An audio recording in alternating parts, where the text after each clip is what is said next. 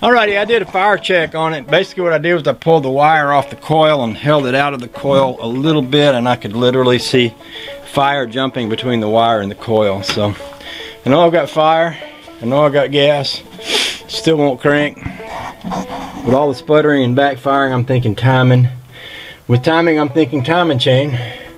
Before I start pulling anything else apart, I'm going to check. I'm going to put this on top dead center as close as I can get. You might remember on this harmonic balancer down there, I had a real hard time locating where top dead center was, and I think that's where it was. I guess the other advantage of taking this thing apart is that I'll know for sure where top dead center is after I redo the timing chain, because I wind up marking it myself once I find it.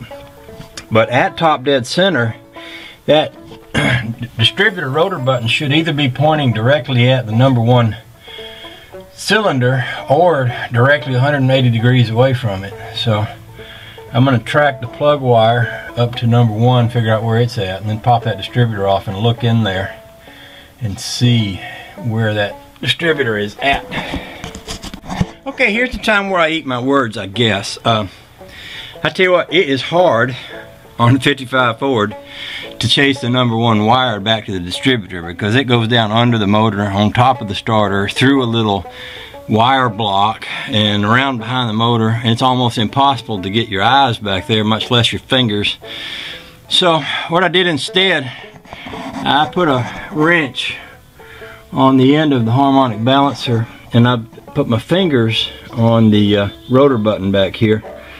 And I figured out that I didn't think I had any play there, but I was, you know, it's kind of hard to balance on the fender and turn this with a ratchet wrench, so I got me a straight bar. And I've been working it back and forth, and I've about figured out, okay, I do have about a 1/2 inch of play in the timing chain, which means it's loose, which means it could have jumped, which would explain, if you think about it, if you're driving down the road, driving down the driveway, the car's running great, and then it's not. Something's changed. I'm getting fire, I'm getting gas.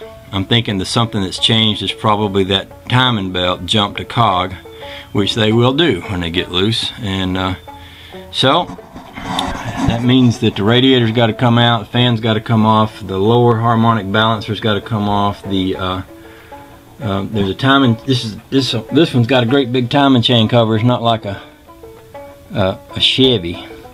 It has a little tiny one. It's got a great big one, so that's got to come off. I don't know if I have to take the fuel pump off the cover or not. I may not have to. I may can remove the cover without having to take the fuel pump off. I don't know if there's any bolts inside it. But so it's just a matter of getting started and getting her apart. I wanted to be 100% sure, and yeah, fuel pump's got to come off, and I guess I am. I would feel better if I could trace that number 1 wire. I thought about, and I'm still thinking about, hooking a battery to the end of the spark plug and going back there with my light sensor and finding out which plug is hot. I guess that would be a pretty good test while that's on number 1 down there. I may try that.